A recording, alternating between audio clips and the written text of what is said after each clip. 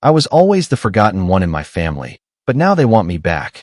My next decision will change everything in my life, in my family. I, 42, have always been the unnoticed child. I'm not sure how to respond to my parents' sudden desire for me to return to their lives. There is a big age difference between myself and my 5 siblings, of which I'm the youngest. As a child, I frequently had the impression that my house was a parallel universe. I was just there, the quiet one, the one who didn't cause trouble, the one who was easy to forget. Why? While my siblings were in and out of hospitals and therapy sessions all the time. One of my first memories is of returning home from school to find the house deserted. Nobody checked my schoolwork or inquired about my day. Everyone was too preoccupied with my siblings' problems to realize that I also needed to eat, so I learned to cook for myself early. I vividly remember how disappointed I was when my parents failed to remember my birthday for 3 consecutive years. They were just overwhelmed. It wasn't that they were awful people, I suppose. They felt they didn't have to worry about me because they had 4 children who were coping with different health and mental health problems. I was the normal one, the healthy one. However, it's not as easy as it seems to be the normal one in a chaotic family. Throughout his childhood and adolescence, my 52-year-old oldest brother, Corey, had to spend a lot of time in the hospital due to a serious chronic condition. He still has health issues and is largely dependent on our parents for assistance. Since I can remember, my 50-year-old elder sister, Sarah, has been in therapy or taking medicine for her early struggles with anxiety and depression. The 48-year-old twins, Mark and Mike, who are the middle siblings, needed special education and ongoing care due to their learning difficulties. Then there was myself, Lila, the last person to consider, the one who was supposed to comprehend, to be self-sufficient, to simply be there. It was out of need that I learned to be independent. I was essentially rearing myself. By high school, I knew that grades were my ticket out, so I earned them, not because anyone pushed me. I joined clubs and teams for the opportunity to spend as much time away from home as possible, not for the recognition. I remember one specific instance from my junior year of high school. It meant a lot to me that I had advanced to the debate state finals. I had put a lot of effort into it, practiced late into the night, and given it my all.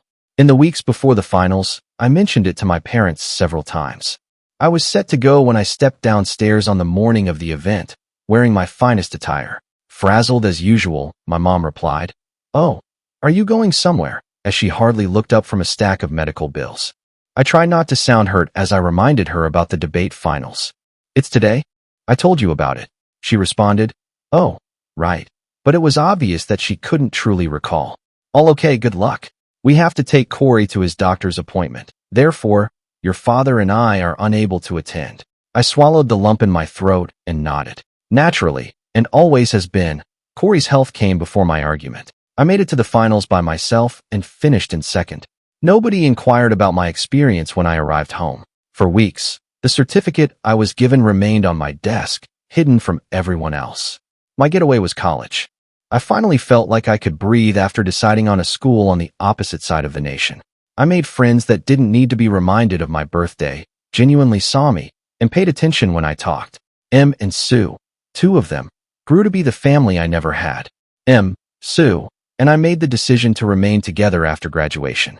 We started establishing our life after relocating to a new state that was far from any of our relatives, determining that I made a difference. I threw myself into my career, and I was successful. Now that I'm 42, my life appears to be going well. I run a skilled team as a senior marketing executive at a Fortune 500 firm, and I'm renowned for my creative problem-solving and ability to perform under pressure. Ironically, I became quite good at drawing attention to myself and making things visible because I was raised invisible. Meetings, presentations, and decisions occupy my days. Even though I put in a lot of overtime, I enjoy my job because it gives me a sense of worth and purpose that I didn't have as a child. People at work pay attention to what I have to say because they see me and respect my viewpoint. I never get tired of the euphoric feeling. My life is comfortable. While I'm not working, I have a small but close-knit group of friends. I travel whenever I can, and I possess a lovely condo with a view of the city skyline. My best college pals, Em and Sue, are still my pillars of support, and I've formed other deep bonds. We host movie marathons, game evenings, and weekend brunches. I've been addressing issues of abandonment and persistent feelings of invisibility in therapy for years. Although the process has been drawn out and occasionally difficult, it has improved my understanding of who I am. I've learned to respect myself, set limits, and quit looking to those who can't give me approval. My interactions with my family have been sparse for the past 20 years, rare visits every few years, and infrequent phone calls on holidays. To shield myself from the hurt of their apathy, I kept them at arm's length rather than cutting them off entirely. Then, unexpectedly, my mother called last week. We hadn't spoken for more than a year, and our most recent contact had been a clumsy exchange of pleasantries, so I nearly didn't respond, but I had to pick it up for some reason. Without even saying hello, she continued, "We want you to come home for Thanksgiving." She sounded older and more worn out than I could recall. "You are missed by your father and me." It seemed as though someone had punched me in the stomach. "Do you miss me?" When I was growing up, where was this? When none of them appeared after I graduated from college. When I built a life for myself for 20 years. I stumbled. "I'm not sure if I'll be able to make it. Work is really busy right now, and I have plans with friends." "Are you planning with friends?" Her voice assumed that tone of remorse that I was all too familiar with from my early years. "Your family is us. If you need to alter your plans, your pals will undoubtedly understand." Family seemed like a hollow term after feeling like an afterthought my entire life. What did it mean? She went on to say, "Your siblings will all be here, apparently oblivious to, or choosing to disregard, my reservations. To have everyone together once more would mean so much." I was filled with resentment. Is everyone back together? First of all, when had we ever been together? I couldn't recall a family meal where someone wasn't experiencing a crisis, going to therapy, or being admitted to the hospital. I finally said, "I'll think about it," to put an end to the discussion. However, I knew I wasn't going. As soon as I hung up, I became physically nauseous at the idea of sitting around a table and looking like we were a happy, regular family, and everything was good. 1 week later, I'm still debating the choice. I had a tiny, kid-like want to believe that perhaps, at last, they noticed me, that perhaps they wished to make amends because they regret how they treated me. However, the mature side of me, the one that has had treatment and undergone the arduous process of recovery, is more aware. They haven't called because they've suddenly realized how much they've been ignoring me. My siblings are still having difficulties. They are growing older, and they have come to the realization that I'm the only one with their lives in order, which is why they are phoning. I'm their fallback option, not their daughter. I can't quit thinking about it, though. What if I'm mistaken? What if this is a sincere effort to get back in touch? Am I being unforgiving or overly harsh, or am I at last defending myself and establishing sound boundaries? I thought I had dealt with the feelings that the call had evoked. More than in years, I've been thinking back on my early years. I had a dream the other night that I was back in my former bedroom, shouting loudly, but no one could hear me. I felt like that forlorn, invisible youngster again as I woke up in a cold sweat. It also has an impact on my work. I was thinking about my family when I slept off at a crucial meeting yesterday. My team took note and continued to give me worried glances. I have a reputation for being calm and attentive, yet after just one phone call, I feel like I'm losing it. After discussing it with Em and Sue, they both believe I shouldn't go. They have personally witnessed the harm done by my family and the years it has taken me to recover. They fear that returning home will reverse all of my gains. "There is nothing you owe them," Em stated firmly. "Don't allow them to pull you back into their drama. You've created a wonderful life for yourself." Sue was more tactful. "Remember how long it took you to stop flinching every time the phone rang? I know it's hard," he continued. "When you first started establishing limits with them, how many panic attacks did you experience? Is all that development worth the risk?" I am certain that they are correct. However, that little voice of the young child who merely wanted her parents to notice and adore her is still inside of me. "Perhaps this time will be different," she's whispering. "They might finally be the family I've always desired this time." Em and Sue also remind me that I have the freedom to choose, and they will be there for me no matter what, and I'm grateful for that, but it doesn't help with the decision. So, here I am, asking random people online, for guidance. Is it improper of me to want to go? Is it selfish of me to prioritize my mental well-being over a family reunion? Or after being ignored all my life, am I now acting in my own best interests? Even though Thanksgiving is still a few months away, I can't stop thinking about this. I'm struggling to focus at work and fall asleep. I become anxious every time my phone rings, wondering whether it's them calling again. A part of me wants to stop communicating with them, block their numbers, and carry on with my life as it has been. However, another part of me feels bad about even thinking about it. Even if they weren't particularly good parents, they are still my parents. I have no idea what to do. I'm not sure how to make sense of the difference between the accomplished, self-reliant adult I've become and the lonely, invisible child I was. I'm not sure whether I can deal with my family without becoming that frightened, abandoned young child again. What should I do, Reddit? Should I risk rehashing old wounds by attending this Thanksgiving dinner? Or should I keep my distance and possibly ruin any possibility of a reconciliation? When your parents suddenly want you in their lives after decades of ignoring you, how do you handle it? I would appreciate any guidance.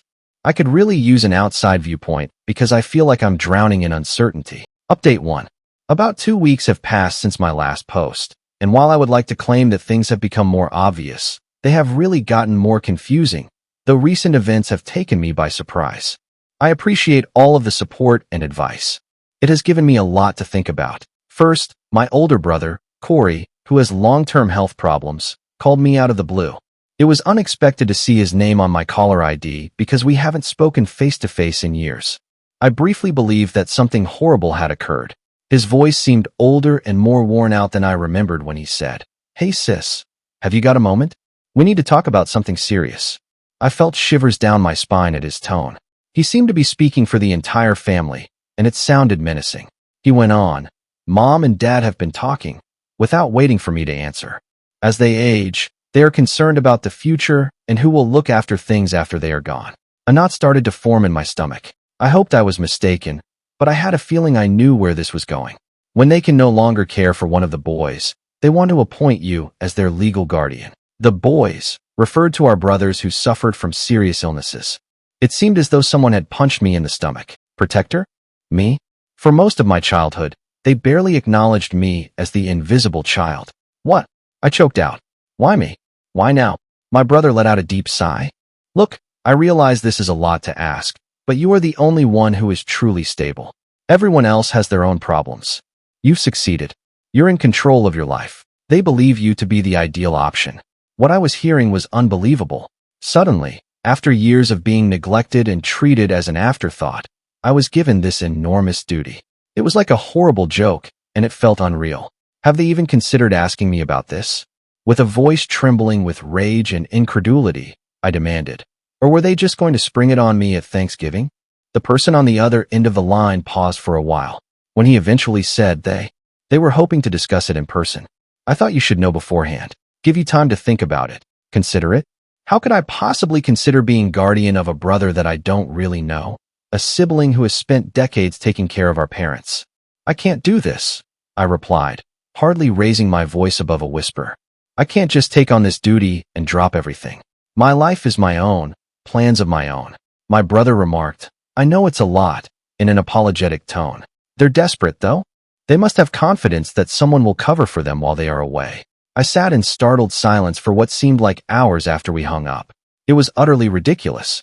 After years of ignoring me, they now wanted to put this huge responsibility on me without even consulting me. I thought things couldn't get any more confusing, but a few days later, I got a letter from my mother. It was lengthy, meandering, and chock full of the same guilt-tripping jargon I recalled from my early years. She continued by talking about how difficult things had been for them, how much they had given up for the family, and how much they needed me right now. Near the end was the section that truly affected me. Sweetheart, we're not asking for much, she wrote. All we need to know is that someone will take care of the family while we are away. Our only hope is you. Just hope? I mean, how many times did I need them when I was growing up, feeling unwelcome and invisible? Where was their hope for me? Ever since I got that letter, I've been a complete disaster. I've struggled to focus at work and sleep. My group has observed. Meetings have had to be rescheduled because I simply cannot focus. Every part of my life is being impacted by this circumstance, and I detest it. They still have this control over me, and I detest it. For an urgent whine and venting session, I invited Em and Sue over. On my part, they were both indignant. They can't do this to you, Em exclaimed, her eyes glimmering with rage. They cannot expect you to be their safety net after ignoring you for decades. It's unfair. Sue remained supportive but was more measured. He added softly, "You need to consider what's best for you, not what they desire or what's best for them. What would you like? What am I looking for?"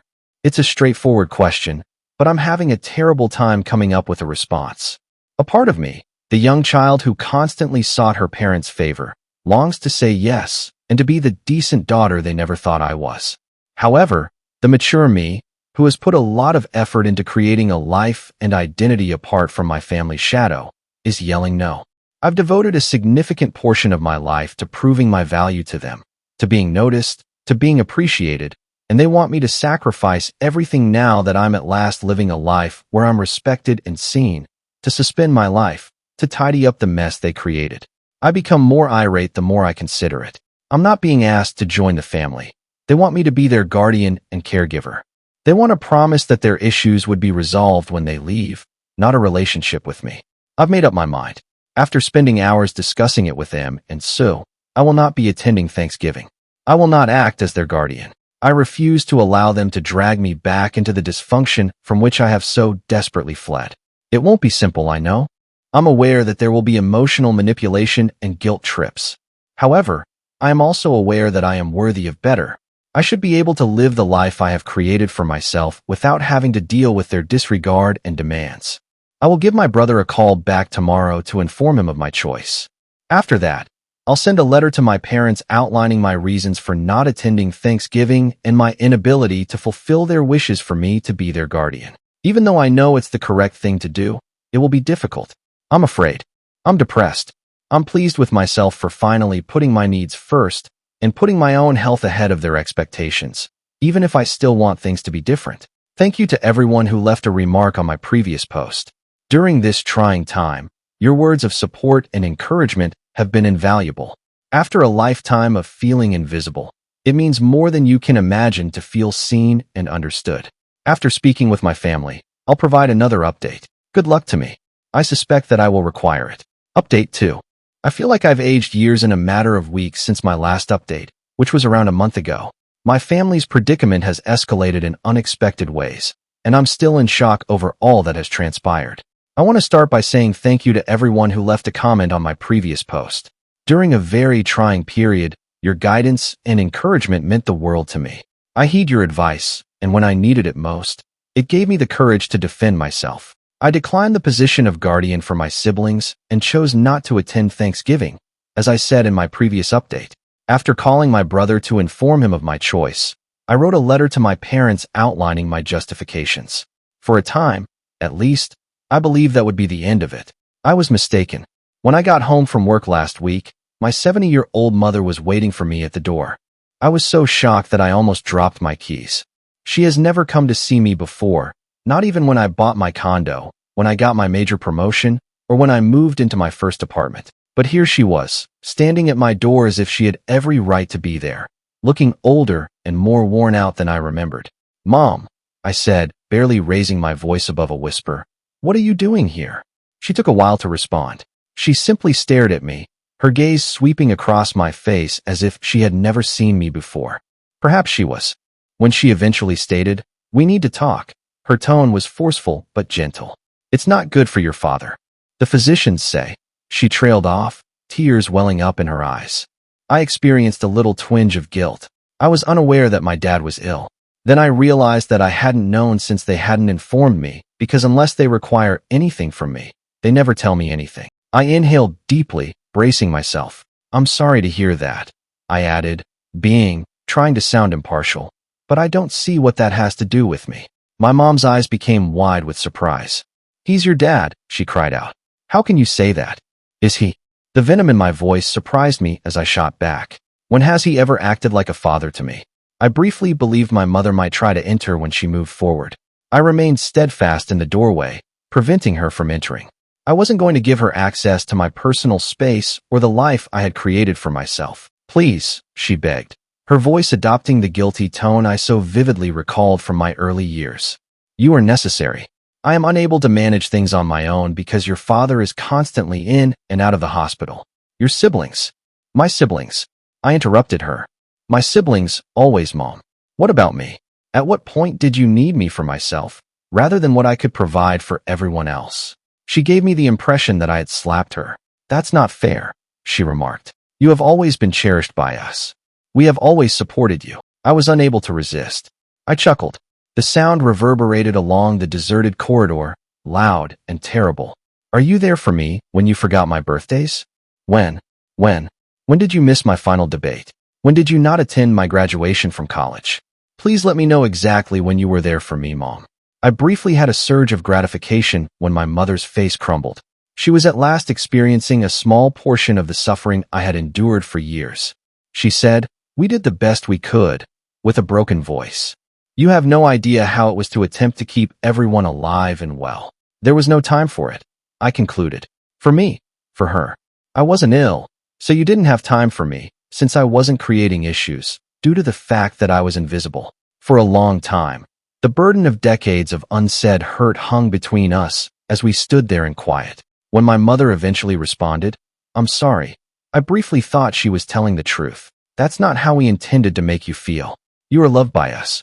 You are necessary to us. Come home. Please assist us." My eyes pricked with tears, but I blinked them away. My family has brought me enough tears. "I can't," I stated firmly. "I refuse to, Mom. I have a life of my own, one I created without you. I won't sacrifice that to serve as your contingency plan." "Backup plan?" she asked again, raising her voice. "Do you believe this to be that? We are your family." I answered, "No," and even I was astonished by how definitive my voice sounded. "You aren't, no longer." I decided to choose my family, my friends, who have helped me, who have stood by me, who have seen me when you had no desire to look. With a look of disbelief and hurt on her face, my mother gazed at me. She remarked, "So that's it?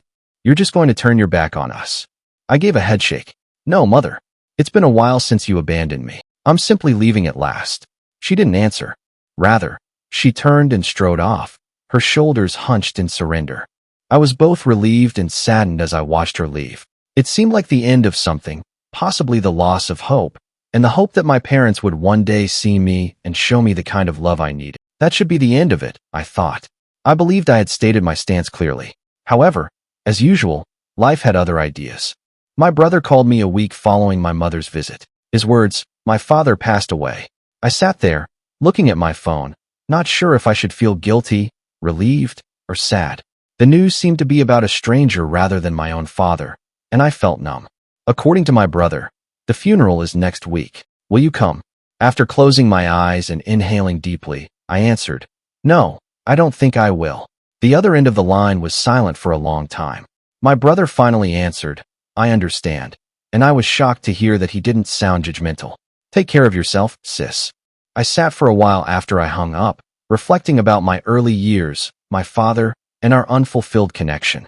I recognized that I no longer needed his attention and praise after reflecting on all the times I had wanted for it. I've devoted a significant portion of my life to gaining my family's affection and attention.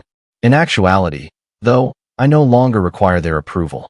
I am proud of the life I have created for myself. I have a career I'm enthusiastic about, friends who adore me, and a sense of self-worth independent of other people's opinions. The passing of my father feels like the end of a chapter, a depressing one full of unmet words and lost chances. However, it's already over, and I can't alter it. I just have to keep going. I will not be attending the funeral. Neither my mother nor my siblings will be contacted. It's not because I'm angry or spiteful. I've moved on from it. It's just that I've come to the realization that I no longer belong in that environment. I've outgrown it. I want those who might criticize me for my choice to realize that it has nothing to do with forgiveness or the lack of it.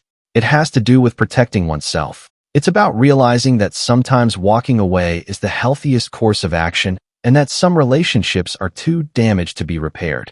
I'm no longer upset. I'm not depressed. I'm just free. Free from the burden of unmet expectations, free from the hurt of being ignored and underappreciated, and free to live my life as I see fit, without the dysfunctional shadow of my family hovering over me. I want to express my gratitude to everyone who has followed my story and provided encouragement and guidance during one of the most trying times in my life. Your comments have given me courage and consolation. You've given me the confidence to advocate for myself and put my needs ahead of those of others. My last update will be this one. I'm concentrating on my future from now on, one that I can control and that is unencumbered by the burdens of my past. In some ways, it's frightening, but it's also quite freeing.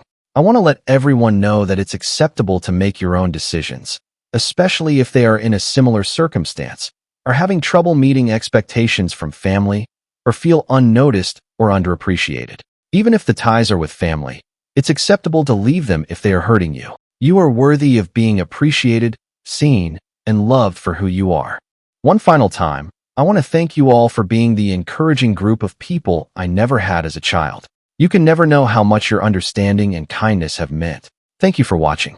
If you haven't subscribed yet, please do so and hit the notification bell to stay updated with more shocking real-life stories happening around you.